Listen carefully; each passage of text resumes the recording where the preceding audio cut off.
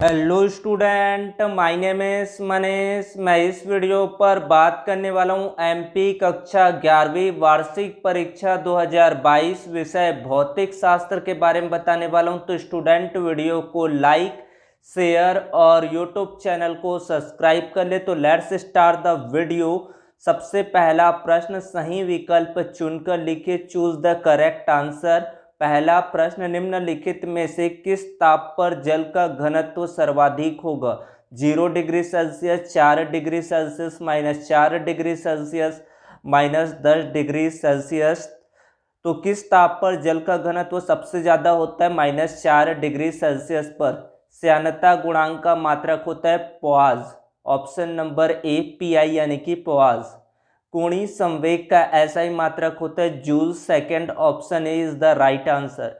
अप्रत्यास्थ संघट्ट में संरक्षित रहता है गतिज ऊर्जा, संवेग, दोनों, कोई नहीं, तो इसका उत्तर होगा संवेग। अधिकतम दूरी तक प्रक्षेपित करने हेतु प्रक्षेप्य कोण प्रोजेक्टाइल एंगल होना चाहिए 45 डिग्री 45 एंगल। एक AMU बराबर होता है 1.6 इंटू 10 की पावर -27 kg होता है एक AMU का बराबर। गुरुत्वीय स्थितिज ऊर्जा का मान शून्य होता है पृथ्वी की सतह पर, केंद्र पर, अनंत पर, हमारे चयन अनुसार कहीं भी। तो इसका ऑप्शन डी सही उत्तर होगा। प्रश्न क्रमांक दूसरा, रिक्त स्थानों की पूर्ति कीजिए। पहला, बल का विमेय सूत्र डैश है, तो MLT की पावर -2 होता है बल का विमेय सूत्र। घर्षण द्वारा किया गया कार्य डैश होता है, ऋणात्मक होता है। घूर्णन गति एवं स्थानांतरण गति के संयोजन को डैश गति कहते हैं, लोटनिक गति कहते हैं। तुल्यकालीय उपग्रह का आवर्त काल होता है 24 घंटे यानी कि 1 दिन होता है। प्रतिबल एक डैश राशि है, कौन सी राशि है? अदिश राशि होता है। किसी पदार्थ की अवस्था परिवर्तन के लिए आवश्यक ऊष्मा को डैश कहते हैं, क्या कहते हैं? गुप्त ऊष्मा कहते हैं। आवर्तकाल के व्युत्क्रम को डैश कहते हैं, क्या कहते हैं? आवृत्ति, फ्रीक्वेंसी कहते हैं। उसके बाद सही जोड़ी यहाँ पर मिलान करना है। सेकंड लोलक का आवर्तकाल क्या होता है? 2 सेकंड हो जाएगा। जल का क्वथनांक होता है 376 केल्विन। हाइड्रोलिक मशीन, ये अनुप्रयोग होता है पास्कल का। ध्रुवीय उपग्रह की ऊंचाई 500 से 800 किलोमीटर। विद्युत धारा का जो मापन होता है एम्पियर से किया जाता है। कार्य करने की दर को शक्ति कहते हैं। जड़त्वाघूर्ण का SI मात्रक होता है kgm⁻² होता है। उसके बाद एक वाक्य पर यहाँ पर उत्तर देना है। अपेक्षित त्रुटि क्या होता है? तो मापन की माध्य निरपेक्ष त्रुटि और उस भौतिक राशि के मध्यमान के अनुपात को क्या कहते हैं? अपेक्षित त्रुटि कहते हैं। द्विविमीय संघट्ट किसे कहते हैं? दो विमाओं में होने वाले संघट्ट को द्विविमीय संघट्ट कहते हैं। वह बिंदु जिसके परितः किसी पिंड का गुरुत्वीय बल आघूर्ण शून्य हो क्या कहलाता है? क्या कहते हैं उसको? द्रव्यमान कहते हैं। प्रतिबल का मात्रक बताना है तो न्यूटन प्रति मीटर स्क्वायर होता है प्रतिबल का SI मात्रक या मात्रक।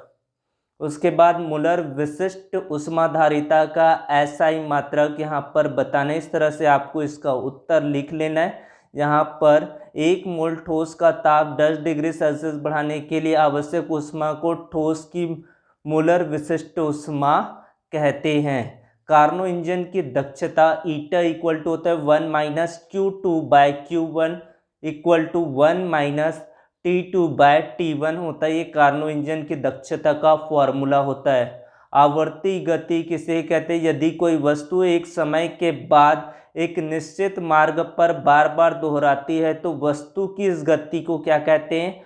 आवृत्ति गति कहते हैं। तो इस तरह से 28 अंक के ऑब्जेक्टिव क्वेश्चन एग्जाम पर पूछे जाएंगे। तो इस तरीके से आपके प्रश्न आएंगे। उसके बाद प्रश्न क्रमांक 5वां, 2 मूल राशियों और इसके मात्रक बताना है। तो 7 मूल राशियां जिसमें से आपको 2 के बारे में बताना है। लंबाई का मात्रक होता है मीटर, द्रव्यमान का मात्रक होता है किलोग्राम, समय का मात्रक होता है सेकंड। आप कोई भी 2 बता सकते हैं। विमीय विश्लेषण की सीमाएं बताना है। यदि सूत्र में कोई विमाहीन नियतांक आता है तो उसका मान इस विधि से ज्ञात नहीं किया जा सकता है। विमीय विश्लेषण विधि से ऐसे सूत्र को स्थापित किया जा सकता है जिसमें एक से अधिक राशियों का योग और अंतर होता है। तो ये इसकी सीमाएं, लिमिटेशन हो गया। उसके बाद सदिशों के योग संबंधी त्रिभुज के नियम लिखना है। यह नियम क्या कहता है? यदि दो सदिश परिमाण व दिशा में एक त्रिभुज की संलग्न भुजाओं द्वारा एक क्रम में प्रदर्शित किया जा सकते हैं तो उनका परिणामी सदिश परिणामी तथा दिशा में त्रिभुज की तीसरी भुजा द्वारा विपरीत क्रम में प्रदर्शित होता है। तो यहाँ से आप देख सकते हैं। उसके बाद है कोणीय वेग किसे कहते हैं? तो कोणीय विस्थापन, वृत्तीय गति में समय के साथ कोणीय विस्थापन की दर को कोणीय वेग कहते हैं। इसे ओमेगा से प्रदर्शित किया जाता है। तो omega equal to del theta by del T होता है। ऊर्जा संरक्षण का यहाँ पर नियम बताना है। ऊर्जा को ना तो ही उत्पन्न किया जा सकता है और ना ही नष्ट किया जा सकता है, केवल उसका रूपांतरण होता है। इस प्रकार ब्रह्मांड में संपूर्ण ऊर्जाओं का योग क्या होता है? नियत होता है। उसके बाद कार्य ऊर्जा प्रमेय का यहाँ पर परिभाषा लिखना है। किसी गतिशील या गतिमान वस्तु पर बल लगाने पर बल द्वारा किया गया कार्य उसकी गतिज ऊर्जा में परिवर्तन के बराबर होता है, इक्वल होता है। कोणीय संवेग संरक्षण का यहाँ पर नियम बताना है। किसी घूमते हुए पिंड या निकाय पर यदि कोई बाह्य बल आगमन कार्य न कर रहा हो तो उसका कोणीय संवेग क्या होता है? नियत होता है। एल इक्वल टू नियतांक। इस तरह से इसको आपको थोड़ा सा डेरिवेट करना है। उसके बाद है किसी पिंड के जड़त्वाघूर्ण किन किन कारकों पर या कारणों पर निर्भर करता है? तो निर्भरता पिंड के मास पर, द्रव्यमान पर, घूर्णन अक्ष के सापेक्ष द्रव्यमान के डिस्ट्रीब्यूशन यानी कि वितरण पर। गुरुत्वाकर्षण का सार्वत्रिक नियम क्या होता है? मोस्ट आईएमपी प्रश्न है ये।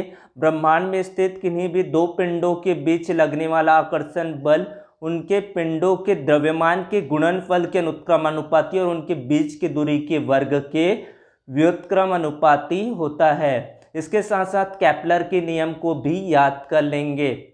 गुरुत्वीय विभव किसे कहते हैं? तो एकांक द्रव्यमान के पिंड को अनंत से गुरुत्वीय क्षेत्र के किसी बिंदु तक लाने में जो कार्य करना पड़ता है उसे गुरुत्वीय विभव कहते हैं।